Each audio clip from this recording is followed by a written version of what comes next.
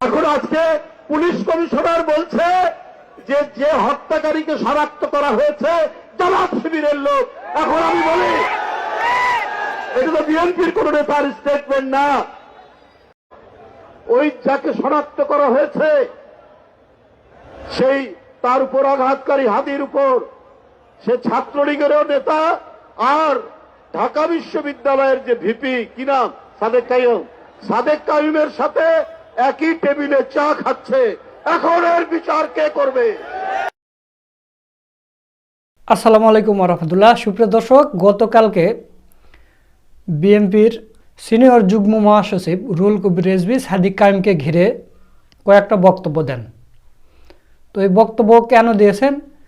তিনি ফেসবুকে দেখেছেন যে ছাত্র দলের কিছু নেতাকর্মীরা আছে, বট বাহিনী, এরা হচ্ছে যে কোনো ফটো কার্ড এডিট করে, ভিডিও এডিট করে সোশ্যাল মিডিয়াতে ছেড়ে দেয় শিবিরের বিরোধিতা করার জন্য। তো হাদি ভাইকে যে ছাত্রলীগের নেতা গুলি করেছে ফয়সাল, তো ফয়সালের সাথে সাদিক কায়েমের একটা ছবি অ্যাড করে চা খাচ্ছে টেবিলে, এরকম একটা এআই দিয়ে ভিডিও বানিয়ে ছেড়ে দিয়েছে। এটা রুহুল কবির রিজভী ফেসবুকে দেখে বিশ্বাস করেছে যে সাদিক কায়েমে এটা হবে। এরপর ডিএমপি কমিশনারের একটা ফটো কার্ড এডিট করে ছেড়ে দিয়েছে ওই ছাত্র দলের নেতাকর্মীরা, ওটাই বিশ্বাস করে রুহুল কবির রিজভী এই সাদিক কায়েমকে নিয়ে এইসব বক্তব্য দিয়েছে। তো এরপর এমনিতেই সাদিক কায়েমের মন মেজাজ ভালো নেই, হাদিকে গুলি করা হয়েছে এবং আসামিরা ধরা পড়তেছে না। তো সাদিক কায়েম আবার ফেসবুকে পোস্ট দিয়ে বলে দিয়েছে যে বিএনপি সহ রুহুল কবির রিজভীকে আনুষ্ঠানিকভাবে ক্ষমা চাইতে হবে। তো এই পোস্ট করার পরে দেখলাম যে রুহুল কবির রিজভী সাহেব তিনি ক্ষমা চেয়েছেন এবং আনুষ্ঠানিকভাবে ক্ষমা চেয়েছেন। আপনারা স্ক্রিনে দেখতে পাচ্ছেন। RTV নিউজ করেছে রিজভীর দুঃখ প্রকাশ, তারপরে ঢাকা পোস্ট নিউজ করেছে বিতর্কিত বক্তব্যের পর সমালোচনা, প্রতিবাদের মুখে রিজভীর দুঃখ প্রকাশ। মানে এত বড় একজন যুগ্ম মহাসচিব, সিনিয়র যুগ্ম মহাসচিব, একটা দলের প্রধান, সে যদি এরকম আবল তাবল বক্তব্য দেয়, অবশ্যই রাজনৈতিক মহলে আলোচনা সমালোচনা শুরু হবে। আপনারা বুঝতেই পারতেছেন।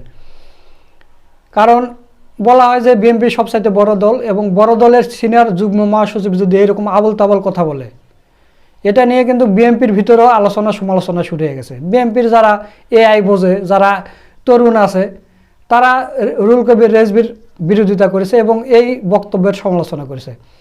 তখন যেহেতু সাদিক কায়েম বলেছে, এদিকে আবার নিজের দলেরও এরকম সমালোচনা হচ্ছে, এই কারণে রুহুল কবির রিজভী সাহেব এই আনুষ্ঠানিকভাবে দুঃখ প্রকাশ করেছে প্রেস রিলিজ সহকারে। আমি আপনাদের সেটা পড়ে শোনাতে চাই।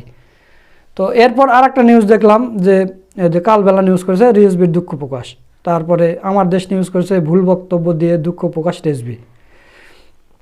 তো প্রিয় দর্শক, আমরা এখন প্রেস রিলিজ এটা একটু পড়ে শোনাবো। আপনারা দেখতে পাচ্ছেন তারিখ 13 ডিসেম্বর 2025, প্রেস রিলিজ। বিএনপির সিনিয়র যুগ্ম মহাসচিব অ্যাডভোকেট রুহুল কবির রিজভীর বিবৃতি।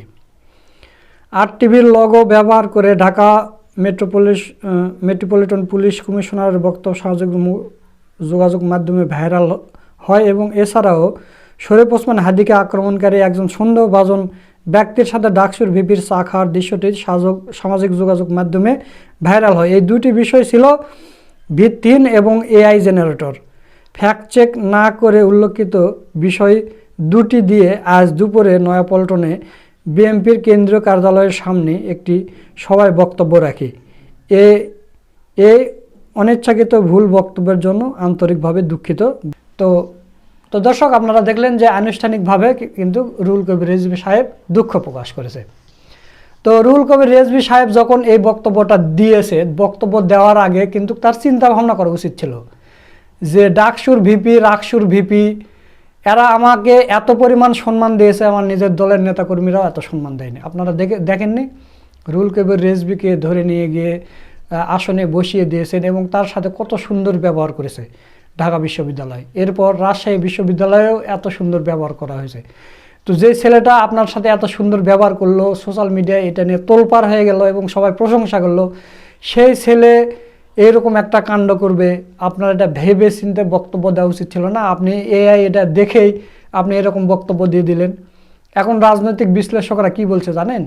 বলছে যে তারেক রহমানের উচিত ভিডিও কলে এই সিনিয়র যারা নেতাকর্মী আছে, বৃদ্ধ নেতাকর্মী যারা আছে, এদেরকে AI এর ক্লাস নিতে বললেন। তারেক রহমানকে, লন্ডন থেকে যেন এআইয়ের ক্লাস নেয় এই বৃদ্ধ নেতাদেরকে। তাছাড়া তো এরা এআই বুঝবে না বা ভুয়া ফটোকাটো বুঝবে না, এরকম বক্তব্য দিয়ে বসবে এবং সমালোচিত হবে। সিনিয়র নেতা, একজন মুরব্বী মানুষ এবং সম্মানিত মানুষ, অনেকেই সম্মান করতেন যে রাজনৈতিক একজন বড় নেতা, সে রাজনৈতিকভাবে তে সম্মান পাওয়ার যোগ্য এবং বৃদ্ধ একজন মানুষ। অথচ এই একটা বক্তব্য দেওয়ার পরে সবাই সাকার করতেছে যে এইরকম নেতারা আমাদের নেতৃত্ব দেবে, যাদের মাথায় ঘিলু নেই, কিছু নেই, সামান্য এর একটা ফটোকার্ড দেখে সে যাচাই বাছাই না করে এইভাবে বক্তব্য দিয়ে দিল। না না বাবা, এরকম নেতাদের আমরা কোনোদিন ভোট দেব না, বা এরকম নেতাদের আমরা সম্মানও করব না। মিথ্যাচার করে সে বক্তব্য দিল। একজন বড় দলের নেতা যখন বক্তব্য দেবে তার অনেক ভেবেচিন্তে বক্তব্য দিতে হবে। তাহলে দেখেন, যারা অন্যায়ের আশ্রয় নেয় তাদেরকে কিন্তু ক্ষতি হয়। আমি গতকালকের ভিডিওতেও বলেছি যে অন্যের জন্য যে গর্ত খোঁড়ে সে নিজেই সেই গর্তের মধ্যে পড়ে যায়। আবু জেহেল আল্লাহ রাসূলের জন্য গর্ত খুঁড়েছিল, তো গর্ত খুঁড়ে আল্লাহ রাসূল যখন সেই দিক দিয়ে যাবার লেগেছে, তখন জিবরাইল আলাইহিস সালাম এসে বলেছে যে রাসূলুল্লাহ সাল্লাল্লাহু আলাইহি ওয়াসাল্লাম, আপনার জন্য কিন্তু গর্ত খুঁড়েছে, ওখানে আপনি ওই দিক দিয়ে যাবেন না। তো ওই আবু জেহেল গর্ত খুঁড়ে রাখছে, আবু জেহেল সে নিজেও জানে না, মানে ওই নিজেই মনে ভুলে গেছে, ওরা আর মনে নেই যেটা গর্ত আছে, সেই গর্ত গিয়ে আবু জেহেলই পড়েছে। এই ঘটনা আপনারা সবার জানা। তো ছাত্র দলেরা যে এই ফটোকার্ড দীর্ঘদিন থেকে বানিয়ে আসতেছে, সেই দেশ স্বাধীনের পর থেকে তারা চাঁদাবাজি করে, সেখানে জামাতের লোকের নাম দিয়ে দেয়। একটু যদি দাড়ি থাকে তাহলে আর বলার কথাই নেই। অসংখ্য এরকম ভুয়া ফটোকার্ড করেছে। তো তাহলে কি হলো দেখেন, ছাত্র দলের ফটোকার্ডের ফাঁদে পড়লো রুহুল কবির রিজভী। ক্ষতি কাদের হলো? জামাত শিবিরের ক্ষতি হয় না। আপনারা যেটা মনে করতেছেন, না, আপনাদের এগুলো বিশ্বাস করে না রে ভাই। জামাত শিবির তো আমাদের সাথে বসবাস করে, শিবিরের জামাতের লোকজনেরা, তারা আমাদের সাথে চলাফেরা করে, আমরা একসাথে বসবাস করি। তারা চাঁদাবাজি করে না কি করে সেটা তো আমরা জানি। আপনাদের ওই ফটোকার্ড দেখে তো আমরা বিশ্বাস করব না। তো আপনারা যখন অন্যের জন্য গর্ত খুঁড়েছেন, সেই গর্তে আপনারাই পড়েছেন, সেটা প্রমাণিত হয়ে গেল। তো সাদিক কায়েম আবার কি করেছে আপনারা স্ক্রিনে দেখতে পাচ্ছেন। সাদিক কায়েম আবার রেজভির প্রশংসা করে এবার নিজেও দুঃখ প্রকাশ করলেন, আমার দেশে এটা নিউজ করেছে। তো সাদিক কায়েম ভদ্র মানুষ, তিনি আবার নিজেও দুঃখ প্রকাশ করেছেন যে এই কথা বলার কারণে, কারণ এটা রাজনৈতিকভাবে দুঃখ প্রকাশ মানে ক্ষমা চাওয়া, এটা ভালো হয়েছে। রাজনৈতিকভাবে সাদিক কায়েম এটা বলতেই পারে, অবশ্যই সিনিয়র নেতাদের প্রতি তার সম্মান আছে। এরপর আরেকজন হচ্ছে বৃদ্ধ নেতা এরকম আরেকটা বক্তব্য দেবে, বিভ্রান্ত হয়ে যাবে। অনেক বিএনপির অনেক নেতাকর্মীরা আছে এটা বিশ্বাস করেছে রেজভির কথা। আপনারা দেখেননি, রেজভি যখন এই বক্তব্য দিচ্ছে সবাই হো হো করে উঠেছে, মানে চিল্লা উঠেছে। আশ্চর্য কথা, রুহুল কবির রিজভী না, এটা বৃদ্ধ মানুষ, সে বোঝে না, আপনারা চিল্লাইলে কেন? আপনারা বোঝেন না? তার মানে কি বুঝতে পারছেন? এই সব মূর্খর দল, এগুলো আশেপাশে যা আছে সব মূর্খ, এরাও এআই বোঝে না। এআই যদি বুঝতো ওই বক্তব্যের প্রতিবাদ করতো। আপনারা আবার শোনেন, দেখেন রুহুল কবির রিজভীর বক্তব্যের পরে এরা কিন্তু চিল্লাই উঠেছে। এখন আজকে পুলিশ কমিশনার বলছে যে যে হত্যাকারীকে শনাক্ত করা হয়েছে জামাত শিবিরের লোক।